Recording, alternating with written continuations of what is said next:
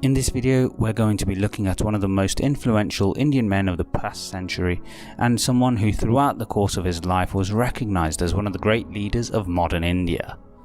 Dr. Kalam was an aerospace scientist who served as the 11th President of India in 2002 through to 2007. Born and raised in Tamil Nadu, he studied physics and aerospace engineering when young. Though not considered a particularly gifted student at the time, he was recognized for his work ethic and focus during his time as a student. After his education finished, he spent the next 4 decades as a scientist and a science administrator, mainly at the Defence Research and Development Organisation and Indian Space Research Organisation, being closely involved in India's civilian space program and military missile development efforts. From his work, he became known as the Missile Man of India for his development of the ballistic missiles and launch vehicle technology. He also played a pivotal organisational, technical and political role in India's Pokhran-2 nuclear tests in 1998, the first since the original nuclear test by India in 1974. In 2002, Dr. Kalam was elected the 11th President of India with both the support of the ruling BJP party and the opposition Indian National Congress. For this reason, he was recognized as the People's President, following which he returned to his life of education, writing and public service after a single term. He has been the recipient of several prestigious awards, including the Bharat Ratna, India's highest civilian honour.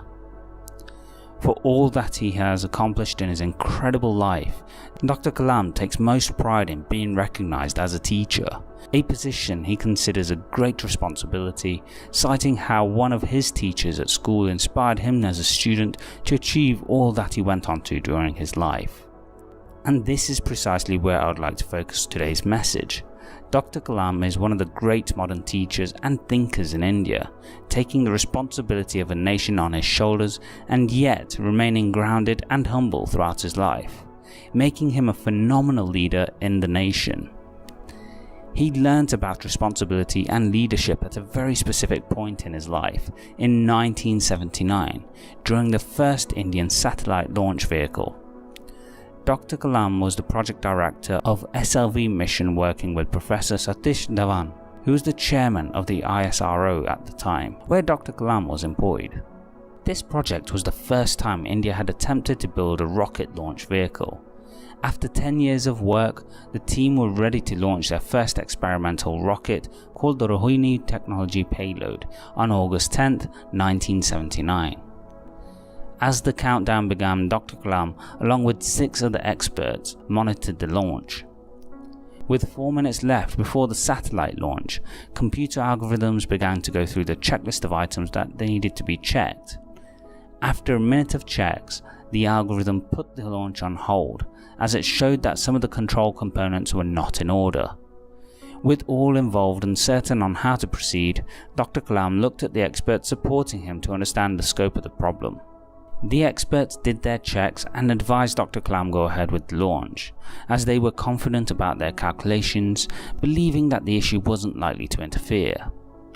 Dr. Kalam, being the head of the project, had to take the decision on whether to bypass the automated process and switch to the manual process to launch the rocket. He chose to trust his advisors and push the launch ahead. In the first stage, as the rocket began its ascent, all seemed well. However, during the latter stage, a problem came to pass, and instead of the satellite going into orbit, the whole rocket system plunged into the Bay of Bengal, a major failure for all involved. The whole world's media was waiting for the press meet, with questions surrounding the failed launch. Dr. Kalam was resting in his room after exhaustion from work, aware he would be responsible for all that had happened. It was at this point that Professor Dhawan, the chairman of the ISRO, came to Dr. Kalam and called him to join him at the press meet. As Professor Dhawan and Dr. Kalam sat in front of the world's press, Professor Dhawan announced that we failed, but I have a very good trust in my team that next time we will be succeeding for sure. The stunned Dr. Kalam listened to the professor's words as the chairman took full and complete responsibility for the team's and specifically Dr. Kalam's failed attempt.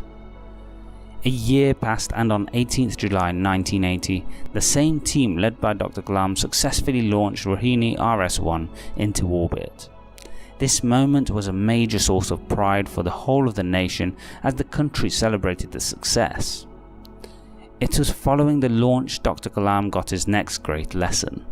Professor Dhawan congratulated Dr. Kalam and the team and asked Dr. Kalam to conduct the press conference himself that day. Dr. Kalam did as told and went on to have a great career in both science and politics, as well as many other outstanding endeavours. However, Dr. Kalam cites the lesson he learnt about leadership from Professor Dhawan as two of the most important lessons of his life, not learnt in school or in university, but from a man he admired in his career. Number 1. In the face of failure, Professor Dhawan took responsibility. A leader is the first to come forward in the face of adversity, and this is precisely what Professor Dhawan did during the failed launch in 1979. It's important to remember that at this point India was a young nation, one that was still trying to recover from being under the rule of the British Empire and then partition with other nations, notably Pakistan.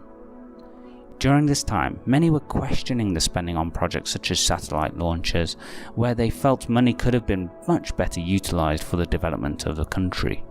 This makes Professor Dhawan's actions in 1979 all the more admirable, as he didn't just have to explain the reasons for the failed launch, but also had to face a backlash of people questioning the very project itself. Number 2. In times of success, Professor Dhawan gave the limelight to his team. In 1980, when the team successfully launched a satellite into space, Professor Dhawan didn't need to get the plaudits.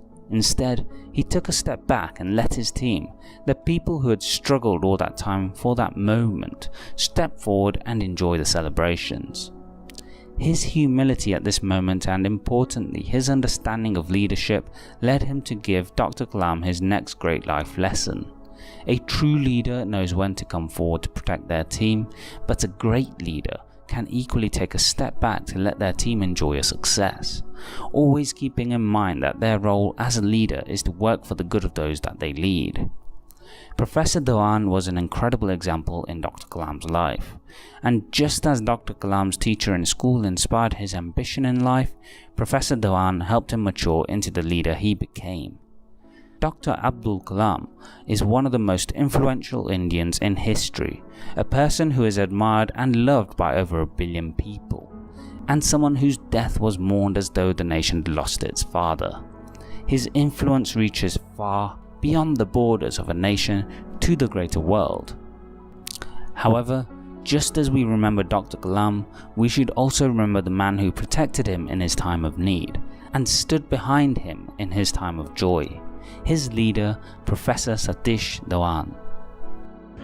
My mission is to put the satellite in the orbit. Thousands of people worked nearly 10 years. Decision, I bypassed the computer, I launched the system. Okay, I launched the system. This fellow went. First stage worked in a 4-stage rocket, and second stage got mad. It went to spin. Instead of putting the satellite in the orbit, it put in the Bay of Bengal. Press was meeting there, like this number of people, world press, with photos, this and that, all the gadgets they are there. I was really frightened. I will be the culprit because I am the project director, mission director. What Satish Dhawan said, chairman, Indian Space Research Organization, said, dear friends, we have failed today. It's the first time I have to give all the success, all the failure is. I want to support my technologists and scientists and staff so that next year they succeed. So he took the whole blame himself. And then media asked, you have put Bay of Bengal so many crores, you have put it.